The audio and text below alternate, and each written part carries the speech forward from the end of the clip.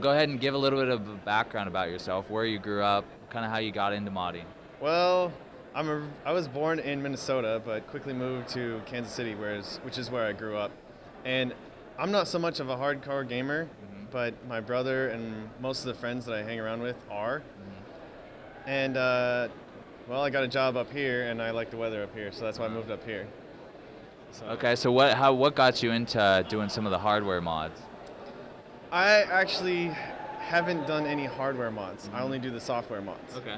Because I don't necessarily like burning solder to The solder stuff, yeah. solder on the motherboard kind of tweaks me out a little.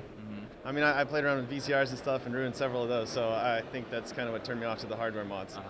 So tell us more about some of the soft mods then. The soft mods, well, for the PSP is pretty easy. I don't know if you followed that. They have it was first discovered in China. They had a magic battery is what they called it, and a magic memory stick.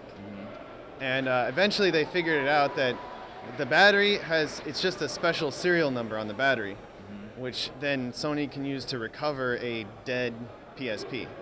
Let's say if you were upgrading the firmware and halfway through you ran out of battery or you accidentally dropped it, the battery popped out and now you're left with a dead PSP. Well, it still works, but there's no firmware loaded on it, so you press power and you can't get anything but a black screen. So they have this way to recover a dead PSP. And the special battery just tells the PSP to start loading the firmware from the memory card instead of the internal ROM. So what they did is they created a special memory stick that then loads a custom firmware or a custom boot loader menu. When you stick in the Magic battery, it then boots off the Magic memory stick. So then you can have a PSP and you have full control over it. So that's the soft modding for the PSP, and that's actually what I consider like 100% successful soft mod, because Sony wants to lock you out of control of your PSP basically. And this opens up for homebrew, like to play Xvid or DivX videos on the PSP. And they were the first to come out with a web browser for the PSP. They were the first to come out with a flash player for PSP, and internet radio and all kinds of things that Sony then later put in their firmware. It's probably because it was developed by other users first, and Sony saw that everybody thought, oh, it's popular, okay, then we'll include it in the official firmware. So you must be a big believer then in user-generated content and users fueling the future of where industries are going then. I think it's awesome because there's a lot, Sony has a lot of good ideas, don't get me wrong, but it's still like limited to a handful of developers and their ideas, or maybe the managers and marketers above them as far as ideas go.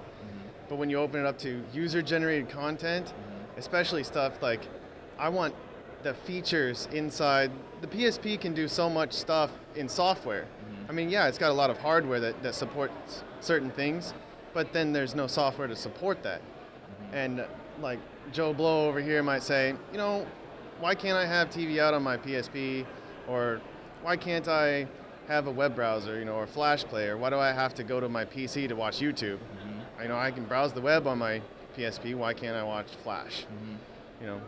So stuff like that, where somebody thinks of an idea that maybe no one at Sony had thought of, and now they have the ability to create it and let all the other users use it.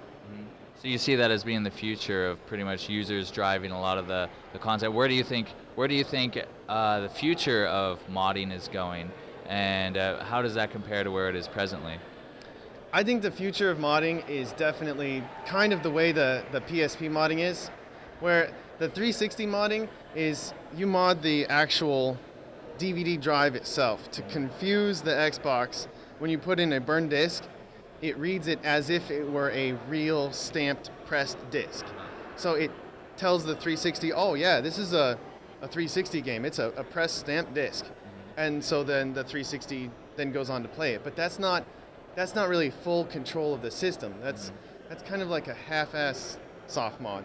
The PSP is like, it's a custom firmware. They took Sony's firmware, they changed a little bit, removed all the restrictions.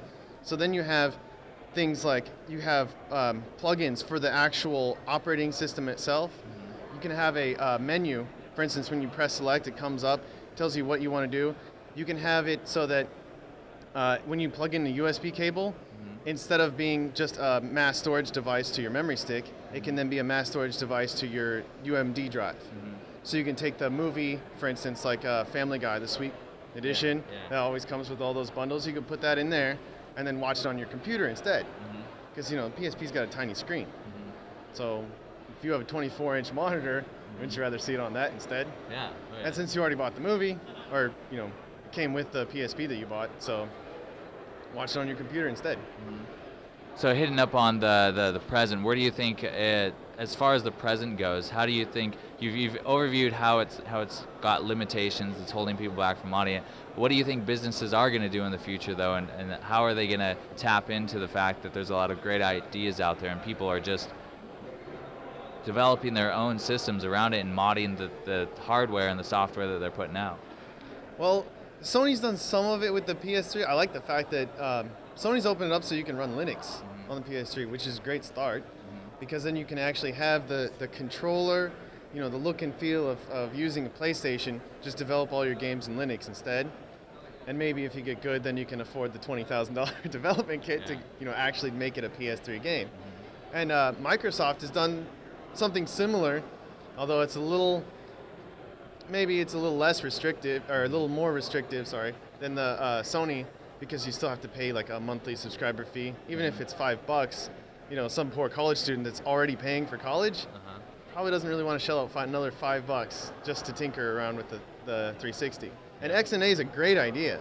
I just don't think you should have to pay for it to develop them. Like, there's so many live arcade games out there that are big. And if any college student could just create them and put them out there and say, look, here's a game that I made in my spare time at college and tons of people like, well then if he makes a lot of money off it, then Microsoft could say, okay, yeah, give us a little something because we made, But after that, it's kind of repressing to say, no, you give us money first before you can even try to develop something. So I think it's kind of, they've kind of got the right idea with letting, like Sony lets you install Linux, lets you develop in there. It's kind of the right idea. Microsoft has XNA, but you got to pay for it. So compared to last gen's console, the PS2, the Dreamcast, the regular Xbox, and the GameCube, those didn't have any kind of user development model at all. So this generation, it's a big step. It's a big step compared to last generation, but it's still got a ways to go.